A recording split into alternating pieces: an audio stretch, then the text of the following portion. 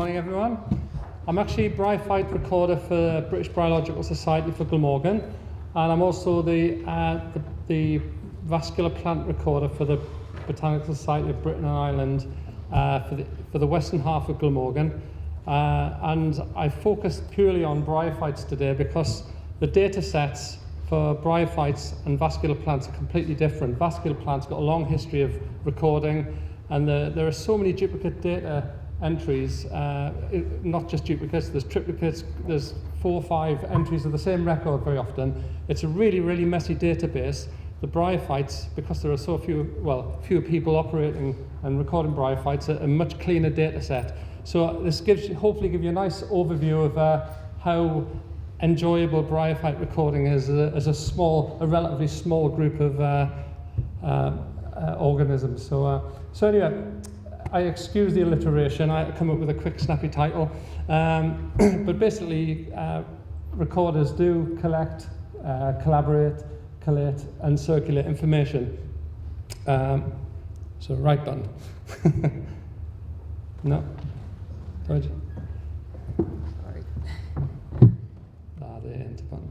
No, that's not doing it either. It's not. Is that okay? Nope.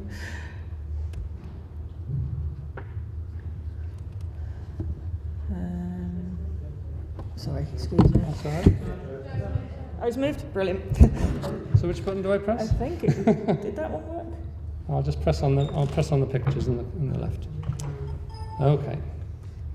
Yes, so it should be the right the left and right there. Yeah. Okay, thank you. Okay, so I'm just going to give you a brief outline about bryophytes first, before I go on to the sort of recording side of it. I'm sure you all know anyway, but bryophytes are made up of 3 divisions of the plant kingdom. You've got mosses, liverworts, and hornworts, and they are a very important group, although they're quite small and people just see them as being a brown fuzzy, it's a green fuzzy mess on the landscape. They're very important. They hold a massive biomass. So how do I get that to? In some habitats, they're really important biomass.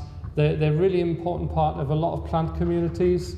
Diversity-wise, there's over 1,000 species in Britain, and there's over half of the species in Britain occur in Glamorgan, so we've got quite a nice assemblage of species ourselves. There's a good range of rare and scarce species, as there are in most taxonomic groups.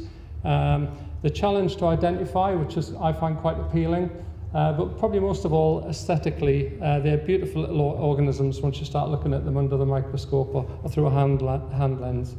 And in a world context, we actually have quite a significant part of the world's diversity in Britain. We have 4% of the world's diversity of bryophytes, which proportionally is quite significant. And if you put that in a European context, we actually have over half of Europe's species of bryophyte within the British Isles. So, as I say, quite significant. Right, let's get this right. Hooray.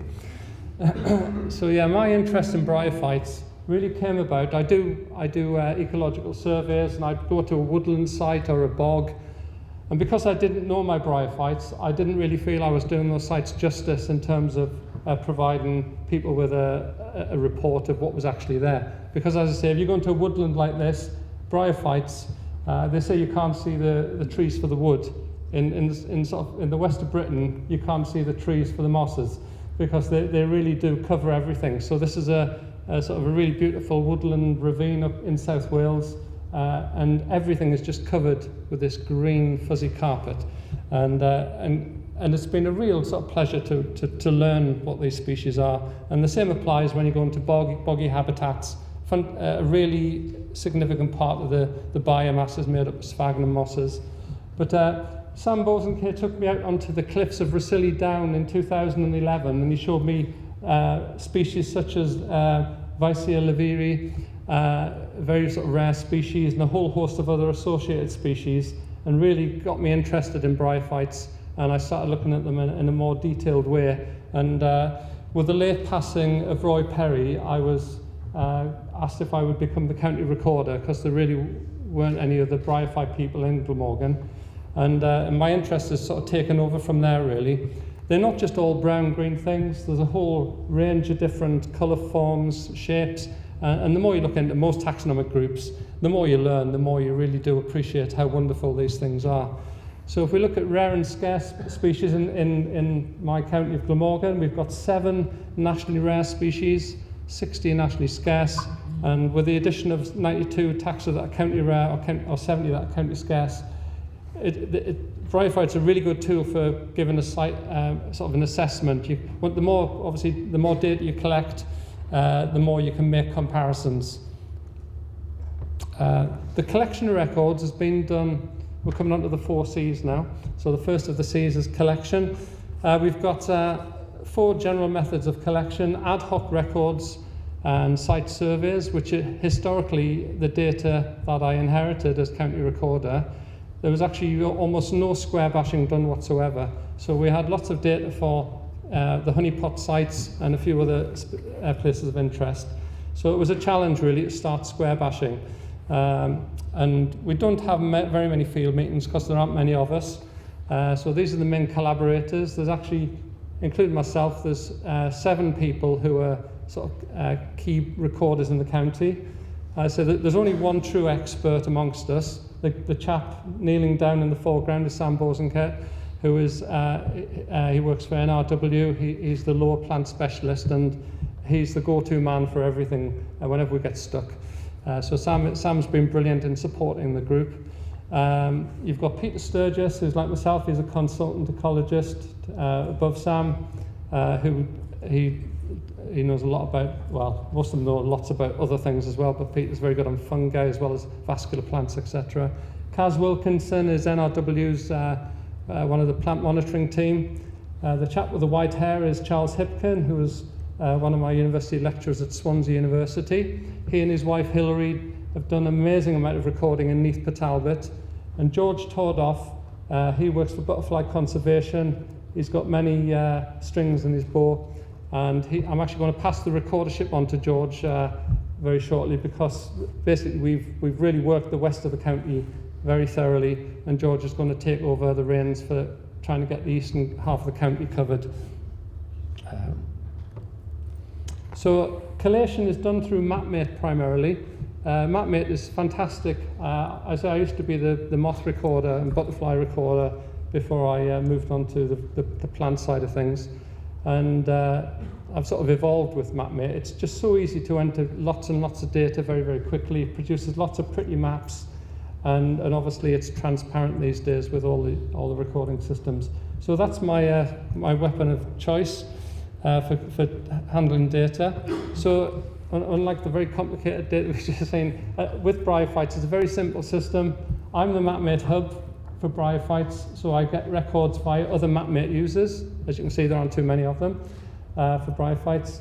Some people submit records via Excel spreadsheets, and other people enter records via Supercode. Obviously, other MapMate users can get instant feedback by synchronizing the data sets, but amongst us, we actually do self-verification anyway, just by checking out through our own records. But once, at the end of the year, all of the data is uploaded into an Excel spreadsheet, which I pass on to Sam.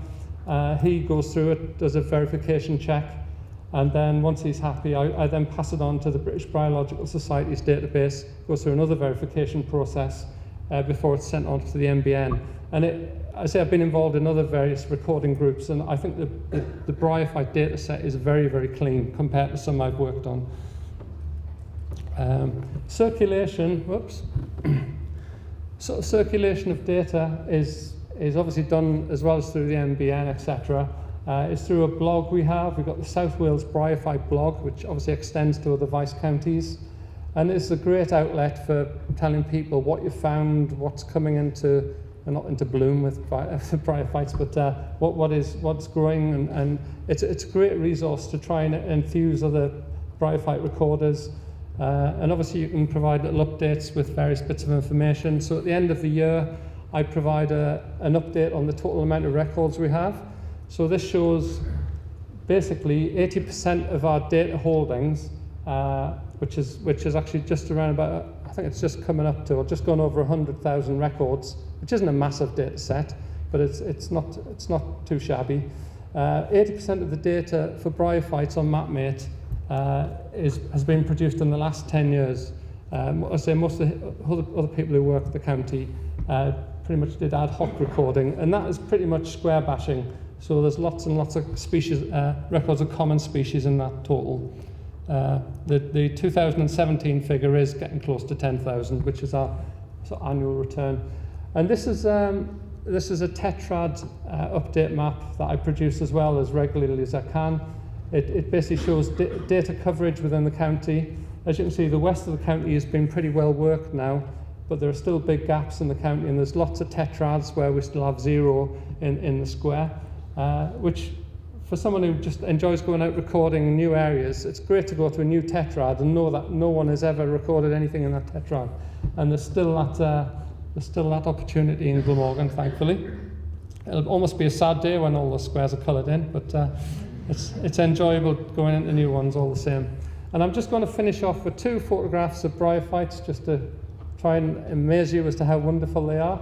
This is a thing called the slender beard moss, or Didymodon icmatophyllus if you prefer. Its British core population is actually on the Isle of Skye, on the basalt ridge in the Isle of Skye. And recently we found it actually on coal tips in South Wales, and I believe it's been found on coal tips in the middle of England as well. So like most taxonomic groups these days, things are changing at a fair old pace, and this, not just in terms of distributions, but in our knowledge base as well. I suspect this species it's not necessarily a climatic thing, it's appearing, but and the other one is just a nice example of a liverwort which is doing well. Like the gentleman who spoke earlier, I do like good news stories. It's not all doom and gloom. So species such as this tiny little crystal wort seem to be popping up all over the county once we start getting down on our hands and knees and looking very closely at what we have. Thank you very much.